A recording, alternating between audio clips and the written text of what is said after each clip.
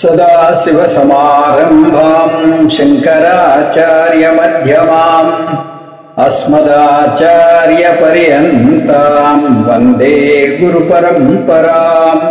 హరి ఓం శ్రీ గురుభ్యో నమః. హరి ఓం. మనం ఏకాదశ ఉపనిషత్తుల సారంలో 26వ తరగతిలో ఉన్నాం. ఛాందోగ్యోపనిషత్తులో 6వ అధ్యాయం చూస్తున్నాం. ఇది ప్రధానంగా జ్ఞానపరంగా ఉంటుంది.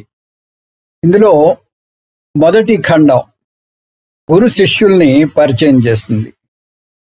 ఈ ఖండాన్ని ఆఖ్యాయిక అంటారు, అంటే కథ. ఈ కథ గురు శిష్యుల్ని పరిచయం చేయడమే కాదు, గురువు లక్షణాలు, శిష్యుని లక్షణాలు, విద్య గొప్పతనం కూడా అంతర్లీనంగా ఇందులో సూచింపబడుతుంది. ఒకరోజు ఆరుని తన పుత్రుడైన శ్వేతకేతుతో, మన కుటుంబంలో వేదాలు చదవకుండా ఎవరూ లేరు, అందువల్ల నువ్వు కూడా వేదం నేర్చుకో అని చెప్పి శ్వేతకేతుని గురుకులానికి పంపించాడు. అప్పుడు శ్వేతకేతుకి 12 ఏళ్ళు. ఇంకొక 12 ఏళ్ళు విద్య నేర్చుకుని తిరిగి వచ్చాడు. కానీ విద్యాగర్వంతో తిరిగి వచ్చాడు.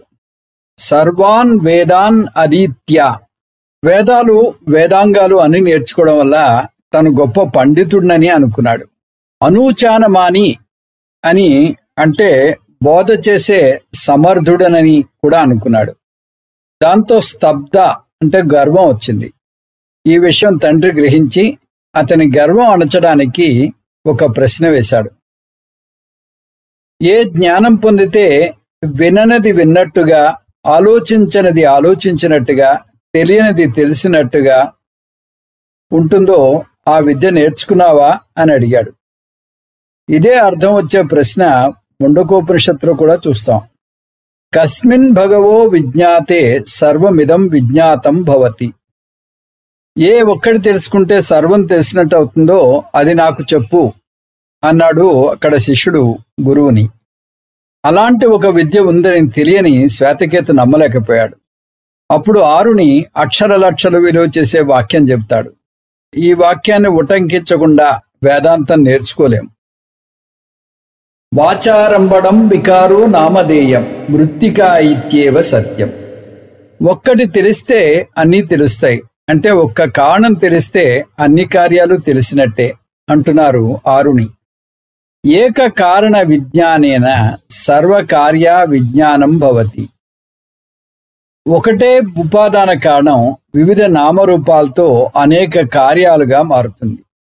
ఈ నామరూపాలను విశ్లేషణ చేస్తే అన్నింటిలోనూ ఉన్నది ఒక్కటే వస్తువని, నామరూపాలు పైపై తేడాలేనని తెలుస్తుంది. వాటి కారణం లేనిదే విడిగా ఉనికి లేదు, కాబట్టి కారణం తెలిస్తే కార్యం తెలిసినట్టే. కారణం ఏకం, కార్యం అనేకం. ఇది చూపించడానికి ఆరుని 3 ఉదాహరణలు ఇస్తున్నాడు. అవి మట్టి కుండ, బంగారము ఆభరణాలు, ఇనుము గోళ్ల కత్తెర. మొదటి ఉదాహరణ చూద్దాం. మట్టి ముద్ద నుంచి కుండ ఏర్పడుతుంది. వాచారంభడం వికారో నామధేయం. వికారం అంటే ఇక్కడ కార్యం ఏర్పడగానే దానికి ఒక పేరు వస్తుంది, వాగింద్రియం ఇస్తుంది ఆ పేరు. మృత్తికా ఇత్యేవ సత్యం. మట్టి మాత్రమే సత్యం, కుండ మిథ్య. ఈ సూత్రం ప్రకారం బంగారం మాత్రమే సత్యం, ఆభరణాలు మిథ్య.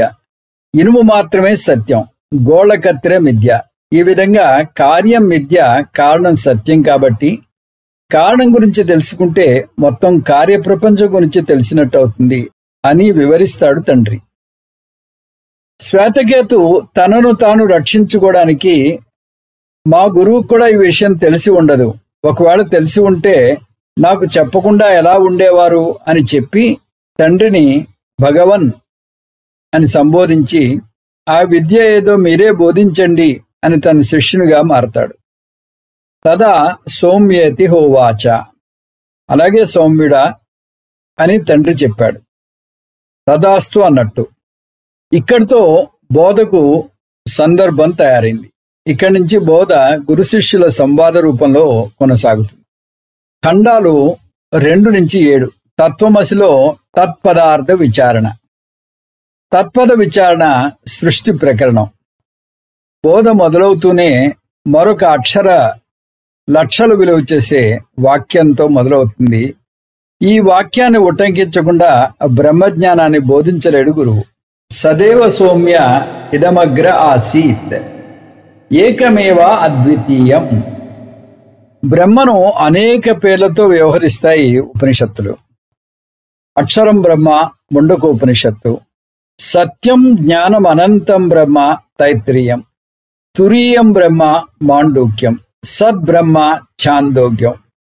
సదేవ ఆసీత్, ఈ సద్బ్రహ్మ మాత్రమే ఉంది. ఎప్పుడు? ఇదం అగ్రే, ఈ ప్రత్యక్ష గోచరంగా ఉన్న జగత్తుకు ముందు ఎలా ఉంది. ఏకమేవ అద్వితీయం, ఏకం ఏవ అద్వితీయం. సజాతీయ విజాతీయ స్వగత భేదరహిత బ్రహ్మ మాత్రమే ఈ సృష్టికి పూర్వం ఉంది. ఇక్కడ సృష్టి గురించి వస్తుంది కాబట్టి ఈ భాగాన్ని సృష్టి ప్రకరణం అని కూడా అంటారు. సృష్టికి పూర్వం సత్ మాత్రమే ఉంది. అవ్యక్త నామరూపాలతో కూడిన సత్ మాత్రమే ఉంది. సో కామయత బహుశ్యాం ప్రజా ఏయేతి. సహ అకామయత, పరమాత్మ సంకల్పించాడు. బహుశ్యాం ప్రజా ఏయేతి, నేను అనేకంగా పుడుతునుగాక, నేను అనేకమవుదునుగాక. దీన్ని బట్టి పరమాత్మ అభిన్న నిమిత్త ఉపాదాన కారణం అని అర్థమవుతోంది. సృష్టి గురించి ఒక్కొక్క ఉపనిషత్తులో ఒక్కొక్క రీతిలో వస్తుంది. ఇక్కడ 2 దశల్లో సృష్టిని చూస్తాం. సూక్ష్మభూతాలు, స్థూల ప్రపంచం ప్లస్ స్థూల శరీరం. దశ 1 తైత్రీయ ఉపనిషత్తులో మొదటి దశలో ముందు సూక్ష్మభూతాలు వస్తాయి. పంచభూతాలు అంటే ఆకాశం, అగ్ని, వాయువు, జలం, పృథివీ. కాకపోతే ఛాందోగ్య ఉపనిషత్తులో 3 భూతాల గురించే వస్తుంది. ఇక్కడ ఆకాశం, వాయువులను వదిలేసింది. ఎందుకంటే అవి అమూర్తం, కంటికి కనబడవు. అందువల్ల పరమాత్మ నుంచి అగ్ని, అగ్ని నుంచి నీరు, నీటి నుంచి భూమి వచ్చాయంటుంది. ఇక్కడ పృథ్వీని అన్నం ఉంటుంది. భూతత్రయానికి ఒక పేరుంది. దాన్ని తేజోబన్న సృష్టి అంటారు. తేజో అంటే తేజః లేదా అగ్ని, ఆపహ అంటే నీరు, పృథివీ అంటే అన్నం. తేజ ప్లస్ అప్ ప్లస్ అన్నం, తేజః ప్లస్ అప్ ప్లస్ అన్నం తేజోబన్నం. దీంతో సూక్ష్మభూత సృష్టి అయింది. అంటే దశ 1 ముగిసింది. దశ 2 ఉపనిషత్తు సృష్టిని ఒక వరుస క్రమంలో వివరించి చెప్పటం లేదు. మధ్యలో కొన్ని దశలను వదిలివేస్తోంది. చెప్పిన దశలను కూడా ముందు వెనక చెప్తోంది. తత్వబోధని ఆధారంగా తీసుకుని మనం వాటిని పూరించుకోవాలి.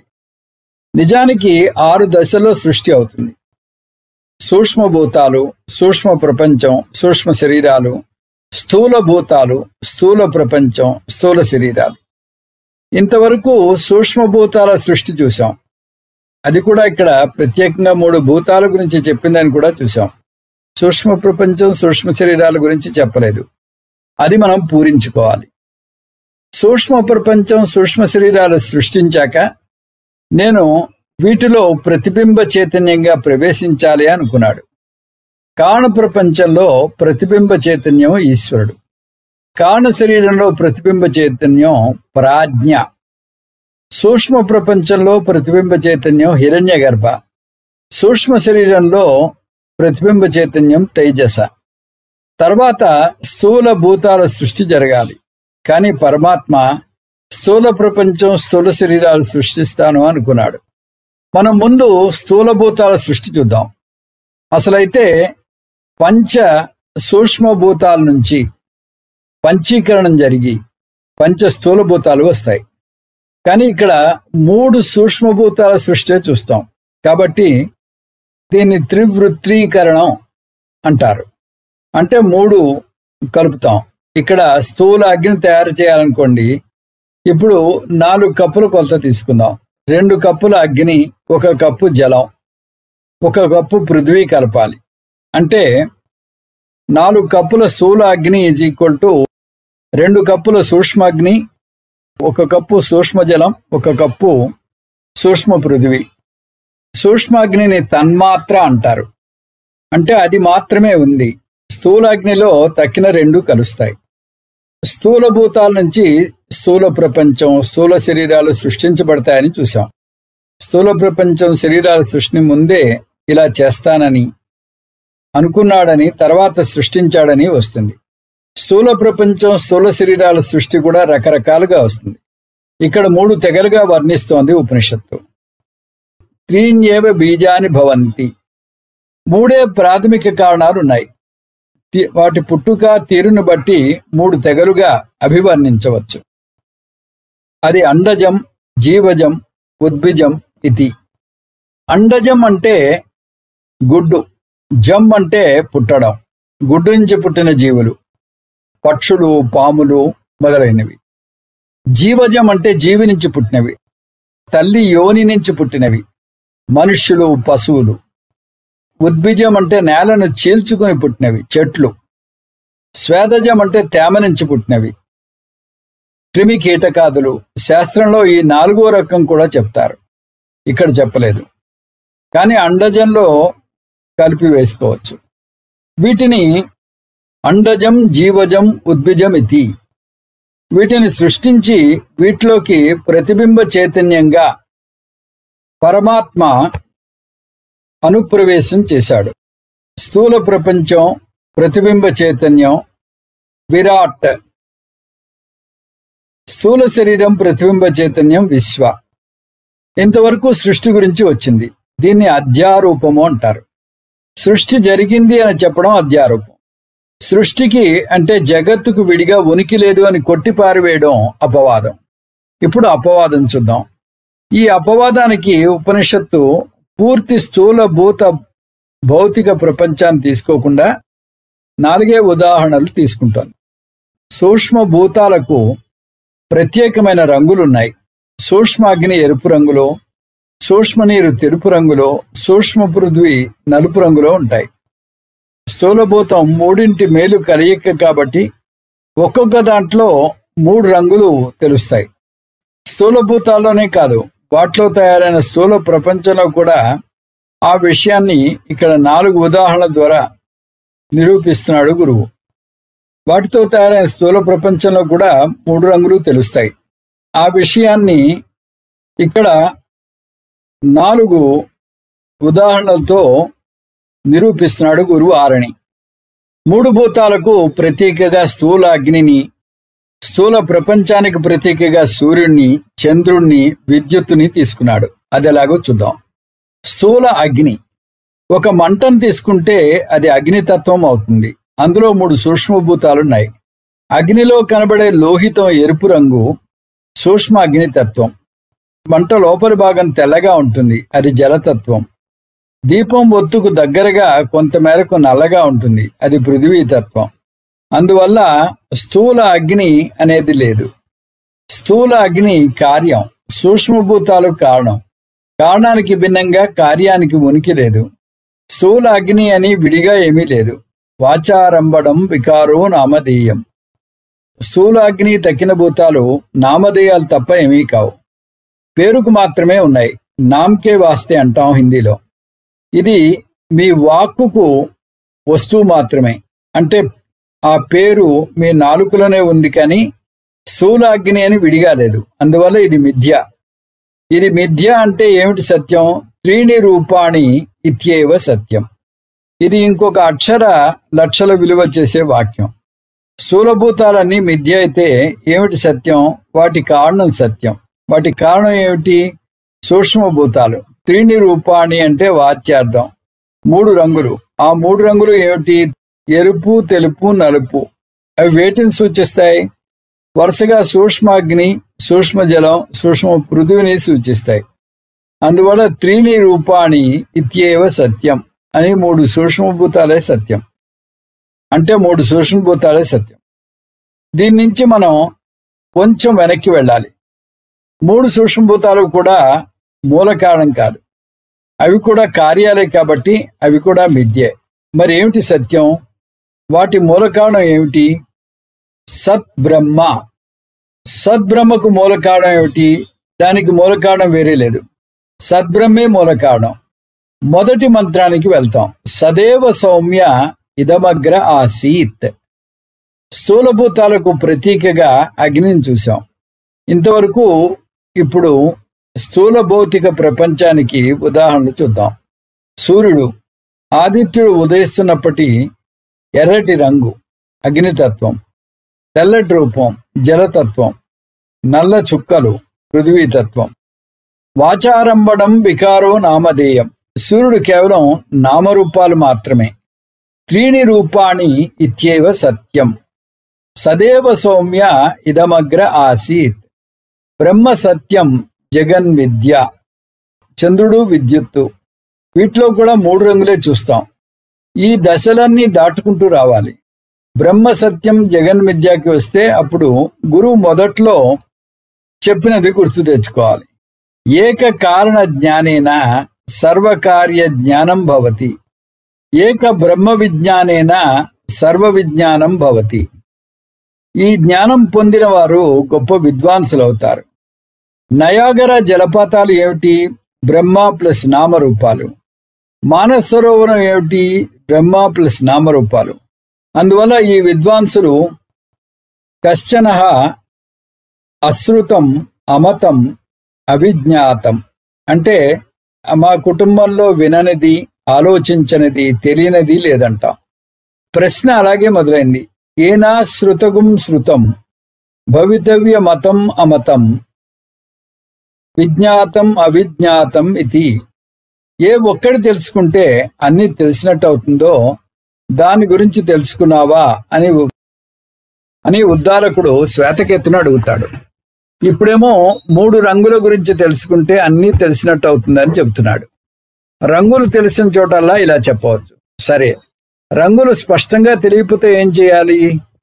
ఇప్పుడు కూడా అవి 3 రంగుల మేలు కలయిక అని చెప్తాం అంటారు వారు.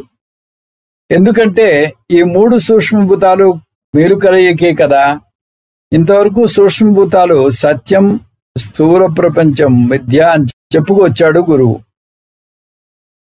ఇప్పుడు స్థూలభూతాల నుంచి వచ్చిన స్థూల శరీరం మిథ్య అని చూపించేందుకు గురువు ఈ సందర్భంలో కొంచెం పక్కకు వెళ్ళి మరికొన్ని వివరాలు కూడా చెబుతాడు. అవి ఏమిటో చూద్దాం. ఇమాస్తిస్త్రో దేవత.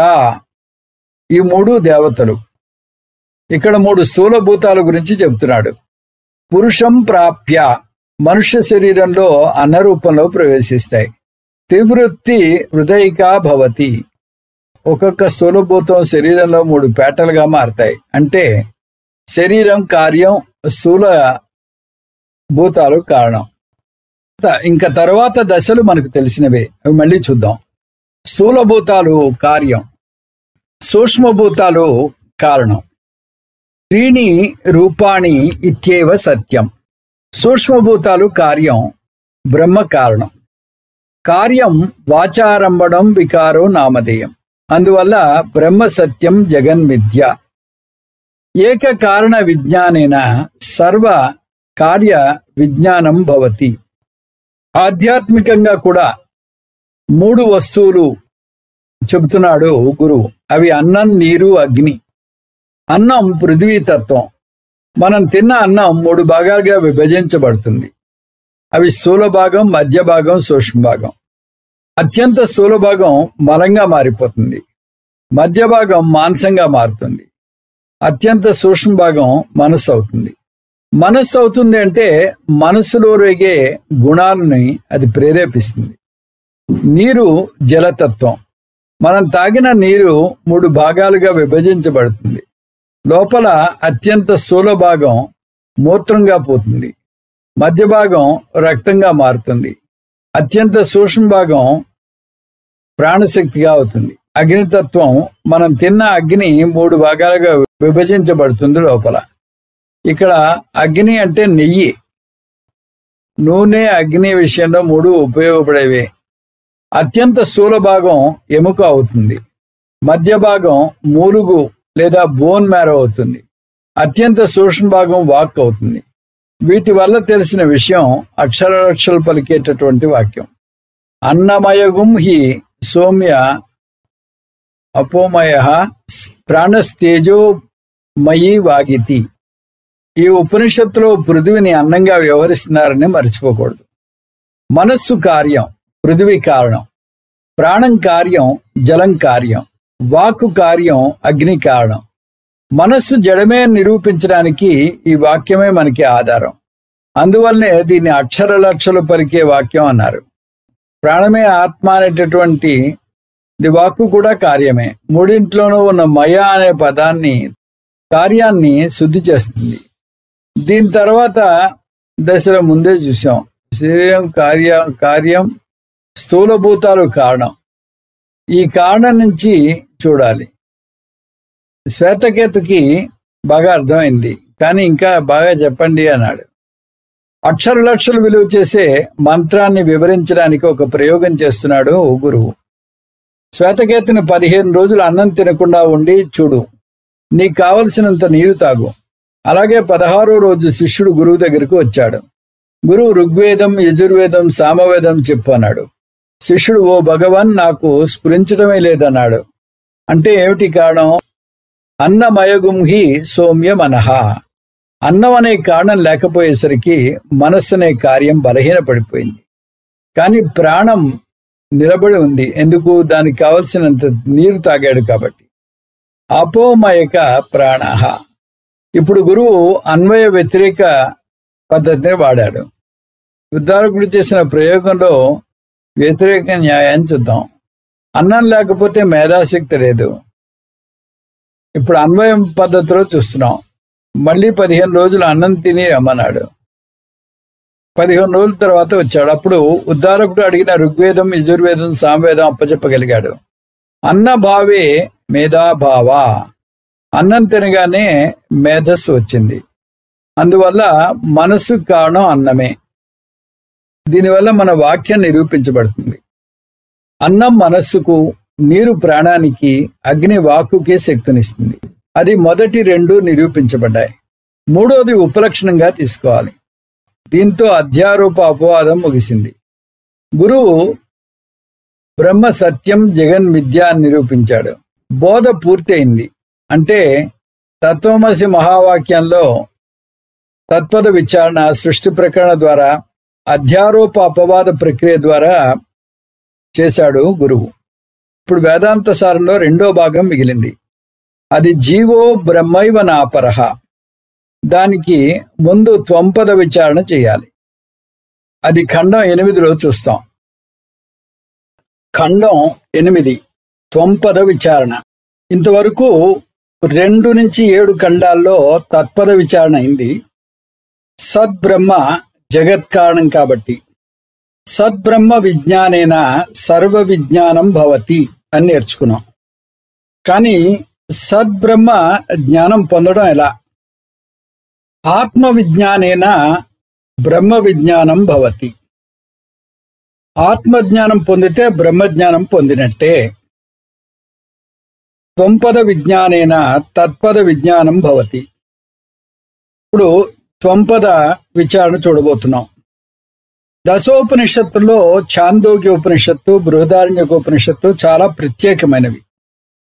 ఒక ప్రత్యేకత, అవి సంస్కృత పదాలను తీసుకుని వాటిని ప్రత్యేకంగా విడదీసి ప్రత్యేక అర్థాన్ని ఇస్తాయి. దీని తెలుగులో పదాల గారడి అంటారు. సామాన్య నిర్వచనాన్ని వదిలేసి విశేష నిర్వచనాన్ని ఇస్తాయి. ఈ పదాల గారడి బృహదారణ్యకంలో సాకల్య బ్రాహ్మణంలో వస్తే ఇక్కడ ఈ అధ్యాయంలో వస్తుంది. ఇక్కడ ఉపనిషత్తుల 3 పదాలను తీసుకుంది. అవి స్వపితి, అశనాయ, ఉదాన్య. మామూలుగా జీవితం అంటే మరణించేదాకా లేచామా, తిన్నామా, పడుకున్నామా అన్నట్టు ఉండకూడదంటాం. ఇవి మనకి చాలా సుపరిచితమైన పదాలు. ఈ 4 పదాలనే తీసుకుని ఉపనిషత్తు వేదాంత సారం బోధించింది. ఎంత అద్భుతం! బ్రహ్మ అంటే ఏమిటో వీటిలోనే కాచి వడబోసింది. ఉపనిషత్తు తీసుకున్న పదాలు, వాటి వరుస క్రమం: పడుకున్నామా, తిన్నామా, త్రాగామా, మరణించామా. పడుకున్నామా మొదటి మంత్రంలో ఐక్యం 2 పద్ధతిలో చూపిస్తోంది. అవి సుషుప్తి విచారణ, స్వపతి పద నిర్వచనం. సుషుప్తి విచారణ, దీని ద్వారా ఒక వ్యక్తి సుషుప్తిలో శుద్ధ సత్తులో లయమవుతాడని తెలుస్తుంది. ఎందుకు? కార్యం ఎప్పుడూ కారణంలో లయమవుతుంది, కుండ మట్టిలో లయమవుతుంది. అందువల్ల కార్యం ఎందులో లయమైతే అది దాని అధిష్టాన కారణం.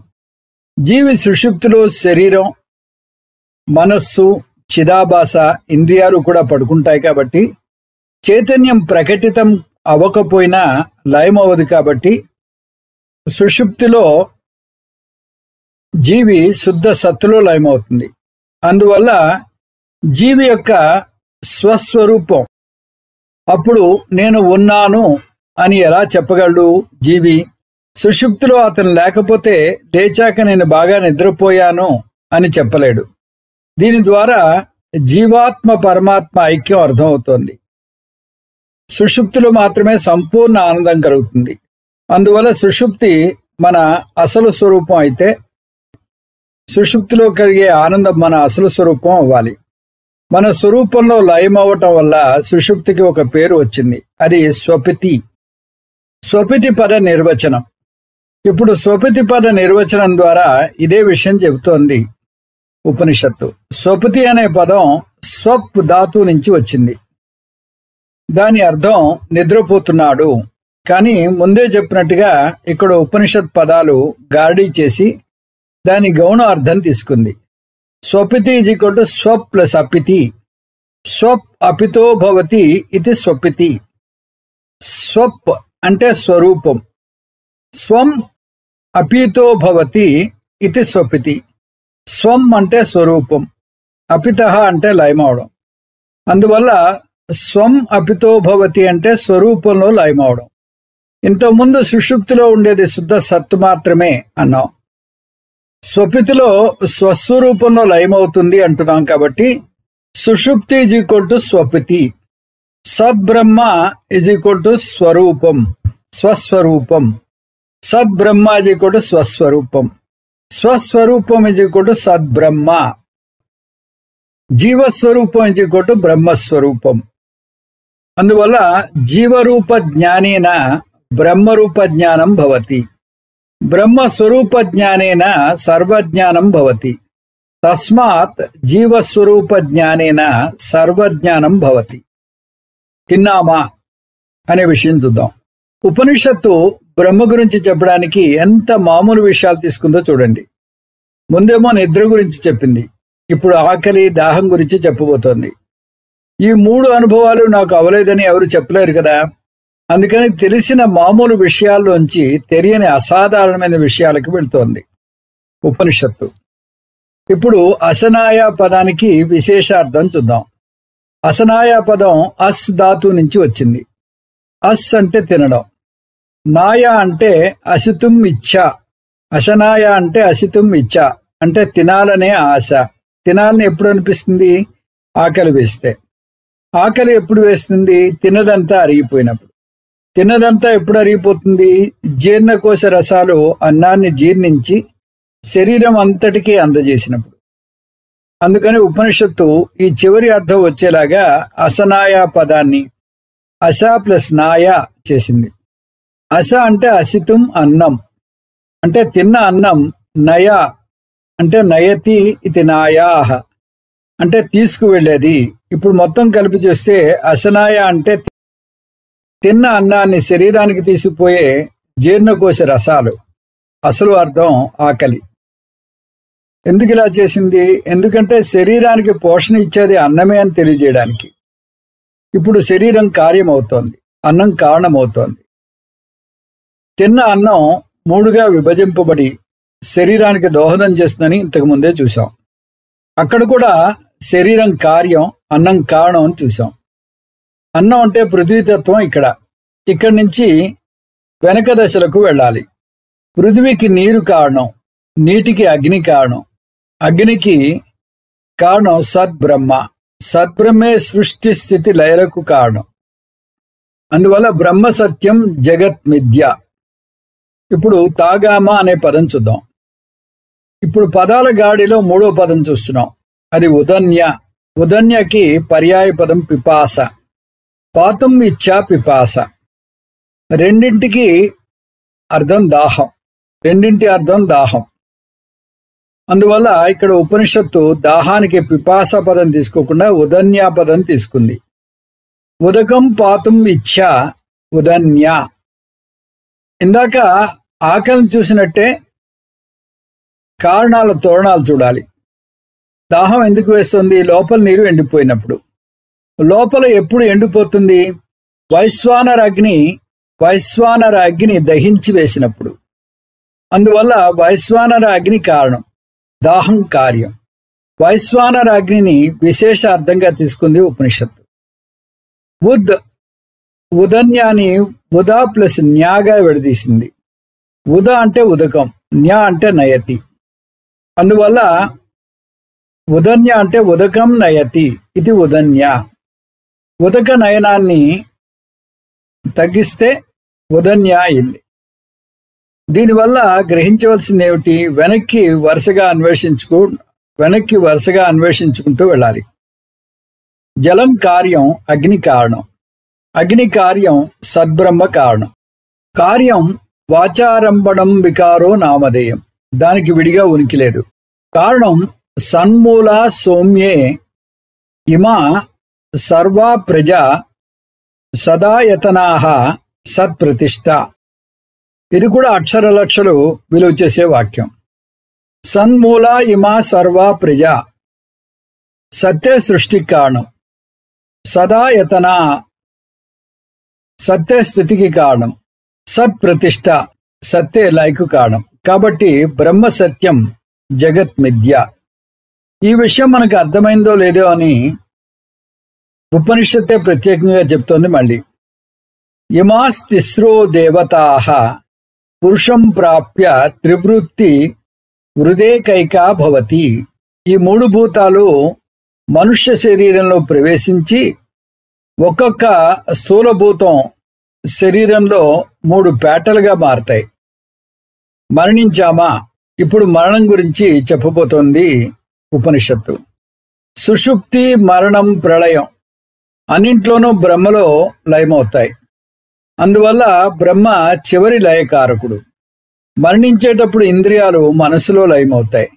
గడగడా మాట్లాడే వ్యక్తి కూడా మరణకాలంలో చెప్పాలనుకున్నది చెప్పలేకపోతాడు. శక్తి క్షీణిస్తుంది. నోరు మెదుపుతాడు, కానీ బయటకు మాట రాదు.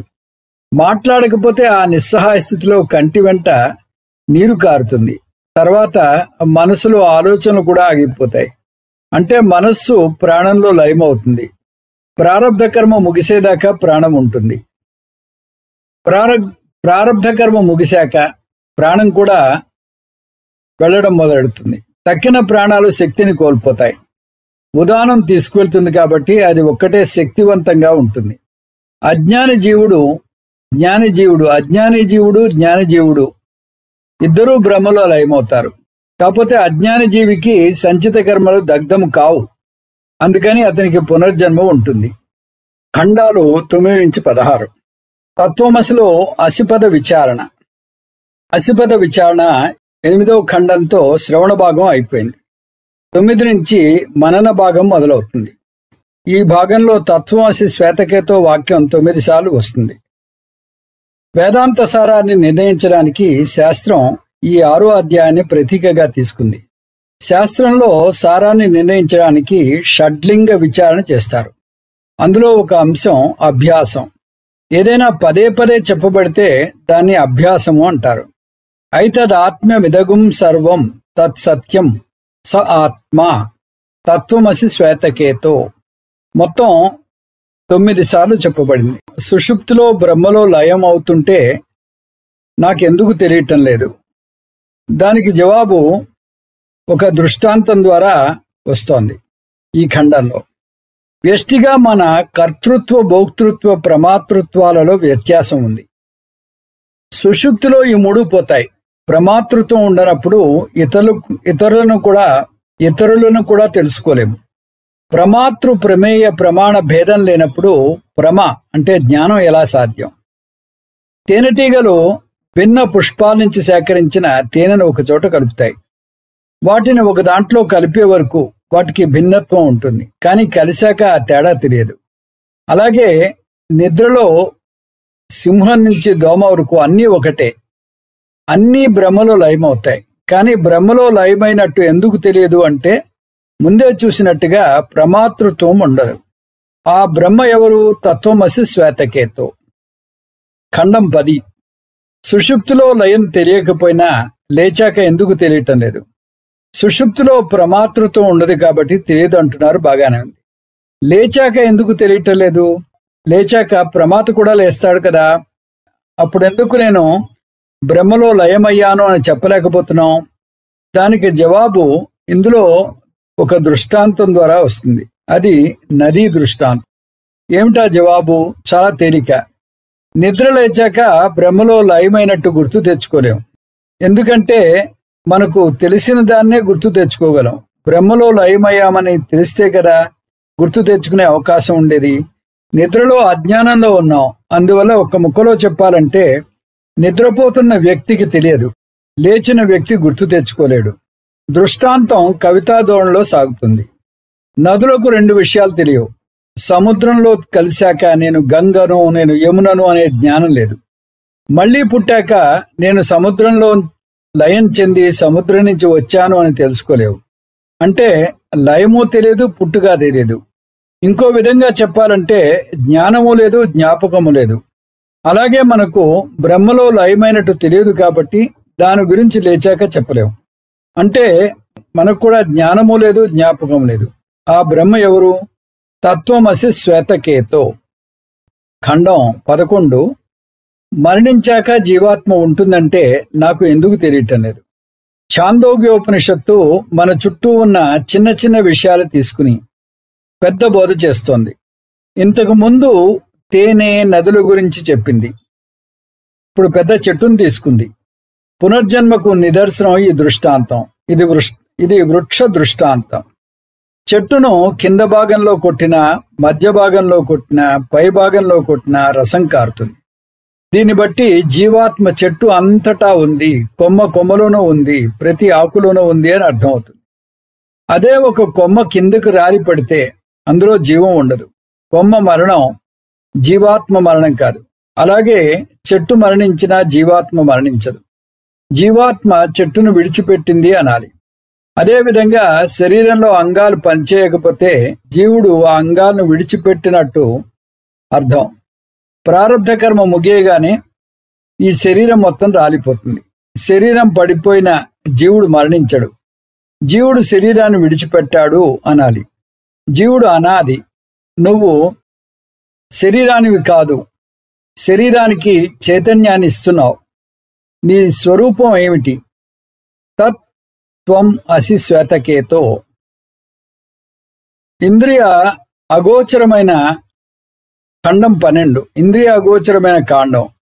ఇంద్రియ గోచరమైన కాండాన్ని ఎలా ఉత్పత్తి చేయగలదు?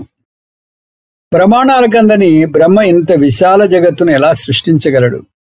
దానికి ఉద్దాలకుడు న్యగ్రోధ దృష్టాంతం తీసుకున్నాడు. న్యగ్రోధ అంటే మర్రి చెట్టు. శ్వేతకేతును ఎదురుగా ఉన్న మర్రి చెట్టు నుంచి ఒక మర్రి పండు తెమ్మన్నాడు. అలాగే తెచ్చాడు శ్వేతకేతు. దాన్ని పగలగొట్టు అన్నాడు. లోపల ఏమున్నాయి అంటే అణువు లాంటి చిన్న గింజలు ఉన్నాయి అన్నాడు. ఒక గింజను పగలగొట్టు అన్నాడు. గురువు ఏం చెప్తే అది చేస్తున్నాడు. దాంట్లో ఏముంది అంటే ఏమీ కనబడలేదు భగవాన్ అన్నాడు. కంటికి కనబడినంత మాత్రాన ఈ గింజలో ఏమీ లేదని కొట్టి పారివేయలేం. అందులో మర్రి చెట్టు అనే మహావృక్షం అవ్యక్త రూపంలో ఉందని తర్కపరంగా ఆలోచించి అర్థం చేసుకోవాలి. అవ్యక్త రూపంలో ఉన్న మర్రి చెట్టును శ్వేతకేతు ఊహించలేకపోతున్నాను. కానీ అంత చిన్న చుక్కలా ఉన్న దాని నుంచి ఇంత మహా వృక్షంగా పెరిగిపోతున్న మర్రి చెట్టు వచ్చింది. అలా సూక్ష్మమైన బ్రహ్మ ఎంతో విశాలమైన జగత్తు కారణమైంది. ఆ బ్రహ్మవు నువ్వే. అవ్యక్త రూపంలో ఉన్న మర్రి చెట్టును శ్వేతకేతు ఊహించలేకపోతున్నాడు. కానీ అంత చిన్న చుక్కలా ఉన్న దాని నుంచి ఇంత మహావృక్షంగా పెరిగిపోతున్న మర్రి చెట్టు వచ్చింది. అలా సూక్ష్మమైన బ్రహ్మ ఎంతో విశాలమైన జగత్తు కారణమైంది. ఆ బ్రహ్మవు నువ్వే. తత్వమసి శ్వేతకేతో. ఖండం 13. బ్రహ్మ జగత్తంతా నిండి ఉంటే నాకెందుకు కనబడటం లేదు? బంగారు ఆభరణంలో బంగారాన్ని చూడగలుగుతాం, కానీ బ్రహ్మను ఎందుకు చూడలేకపోతున్నాం? జగత్తు కార్యమైతే కార్యమంతటా కారణబ్రహ్మ ఉన్నట్టు తెలియాలి కదా. బ్రహ్మ తెలియటం లేదు అంటే బ్రహ్మను తెలుసుకునే ప్రమాణం వాడటం లేదు అని అర్థం. అందువల్ల సరైన ప్రమాణం వాడాలి. మనకు తెలిసిన 5 ప్రమాణాలు కూడా పనిచేయవు. ఇవి కాక 6వ ప్రమాణం శాస్త్రాన్ని వాడాలి. దాన్ని గురు శాస్త్ర ఉపదేశ ప్రమాణం అని కూడా అంటారు. ఈ విషయాన్ని ఒక చిన్న ప్రయోగం ద్వారా నిరూపించబోతున్నాడు ఉద్దాలకుడు. దీన్ని లవణ దృష్టాంతము అంటారు. చాలా చిన్న ప్రయోగం, ఖర్చు లేని వ్యవహారం. కేవలం ఒక గ్లాసు, ఒక పెద్ద ఉప్పు కణిక, కొంచెం నీళ్లు అంతే. దీంతో వేదాంత సారం ఉపాసన పడుతున్నాడు. ముందు రోజు రాత్రి ఉప్పు కణికనిచ్చి నీళ్లలో పోసి మరునాడు పొద్దున తన దగ్గరకు తీసుకురమ్మన్నాడు. అలాగే చేశాడు శ్వేతకేతు. అప్పుడు ఆ ఉప్పు కణికను తీయమంటాడు. అది కంటికి కనపడదు. చేతితో తడిమి చూడమంటాడు. స్పర్శకు అందదు. అంటే 2 ఇంద్రియ శక్తులకు అందలేదు. అవి చూపు, స్పర్శ. అంటే ఉప్పు లేనట్ట. 3 చోట్ల నుంచి నీటిని తాగమన్నాడు. అంతా ఉప్పగా ఉంది. అందువల్ల ఒక ప్రమాణానికి అందనంత మాత్రాన అది లేదనకూడదు. పై ఉదాహరణ తీసుకుంటే జగత్తు నీరు, ఉప్పు బ్రహ్మ. నీరంతా ఉప్పు తెలిసినట్టుగా జగత్ అనే నీరంతా బ్రహ్మ అనే ఉప్పు కరిగి సర్వవ్యాపకమైంది. అందువల్ల బ్రహ్మ ఇంద్రియ ప్రమాణాలకు అందనంత మాత్రాన లేదనకూడదు. బ్రహ్మణపి ఔపనిషదత్వం అంటే బ్రహ్మను ఉపనిషత్ శాస్త్రం ద్వారా మాత్రమే తెలుసుకోగలం. లౌకిక ప్రమాణం అనాత్మనే చెప్పగలుగుతాయి. ఈ బ్రహ్మ ఎవరు? తత్వమసి శ్వేతకేతు. ఖండం 14. శాస్త్రం ప్రమాణం చెప్పి ఊరుకోకుండా గురువుకు ఎందుకు ప్రాముఖ్యతనిచ్చింది? ముందు ఖండంలో బ్రహ్మను శాస్త్ర ప్రమాణం ద్వారానే తెలుసుకోగలమని చెప్పాడు గురువు. ఇక్కడ గురువు ప్రాముఖ్యత గురించి చెప్తున్నాడు. మన శాస్త్రాన్ని సొంతంగా చదివితే అర్థం కాకపోగా అపార్థం చేసుకునే ఆస్కారం ఉంది. సరిగ్గా అర్థం కాకపోతే బ్రహ్మను నిరాకరించే ప్రమాదం ఉంది. అందువల్ల గురువు ద్వారా నేర్చుకోవాలి. ఆ గురువు మంచి గురువు నుంచి నేర్చుకోవాలి. ప్రతి గురువుకు ఒక గురువు ఉంటాడు. ఆది గురువు ఎవరు? భగవాన్. దీనికి ఒక దృష్టాంతం చెప్తున్నాడు. దాన్ని గాంధార దేశ దృష్టాంతం ద్వారా చెప్తున్నాడు. గాంధార దేశం అంటే ఇప్పటి ఆఫ్ఘనిస్తాన్. కొందరు దొంగలు గాంధార దేశానికి చెందిన ఒక వ్యక్తిని దోచుకుని అతని కళ్ళకు గంతలు కట్టి నిర్జనమైనటువంటి అడవిలో వదిలివేస్తారు. అతను రక్షించండి, కాపాడండి అంటూ గట్టిగా అరుస్తాడు. అటువైపుగా వెళ్తున్న ఎవరో పుణ్యాత్ముడు వచ్చి కళ్ళకు గంతలు విప్పి అతను ఎటు వెళ్లాలో చెప్పాడు. ఇప్పుడు దృష్టాంతం.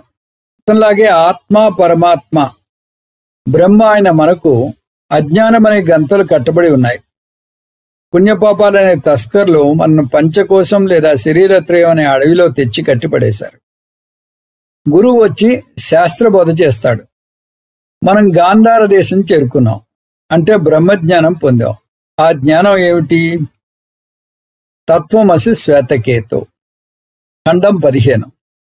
జ్ఞానికి అజ్ఞానికి మరణకాలంలో ప్రాణం పోయే క్రమం ఒకటేనా? జ్ఞానికి అజ్ఞానికి ప్రాణం పోయే తీరు ఒకటే. కాకపోతే అజ్ఞానికి పునర్జన్మ ఉంటుంది, జ్ఞానికి ఉండదు. దీన్ని మరణ దృష్టాంతం ద్వారా చూస్తాం. ఇంతకు ముందు కూడా మరణ దృష్టాంతం వచ్చింది. కాకపోతే అక్కడ అజ్ఞాని జీవి మరణం గురించి అయితే ఇది జ్ఞాని జీవి మరణం గురించి. మరణం ఏ వరుస క్రమంలో అవుతుంది? వాక్కు మనస్సులో, మనస్సు ప్రాణంలో, ప్రాణం తేజస్సులో, తేజస్సు పరబ్రహ్మలో లయమవుతాయి. అజ్ఞానికి సంచిత కర్మ ఇంకా ఉంటుంది కాబట్టి దాని అంతకాలం అని, జ్ఞాని మరణాన్ని పరాంతకాలం అని అంటారు. ఈ ఉపనిషత్తులో అన్ని అగ్ని నుంచి వచ్చాయని, సృష్టి క్రమం నుంచి వచ్చినప్పుడు చూశాం. ప్రళయంలో వ్యతిరేక దిశలో లయమవుతాయి అన్ని. అందుకే అన్ని అగ్నిలో లయమవుతే అగ్ని బ్రహ్మలో లయమవుతుంది. మరణం నిర్వచనం శుద్ధ సత్తా అవ్యక్త రూపంలో మారడం. శుద్ధ సత్తా వెళ్ళిపోతుంది. శుద్ధ సత్తా వెళ్ళిపోయింది అనకూడదు. సూక్ష్మ శరీరం స్థూల శరీరాన్ని వదిలి వెళ్ళిపోతుంది. బ్రహ్మలో లయమవుతుంది.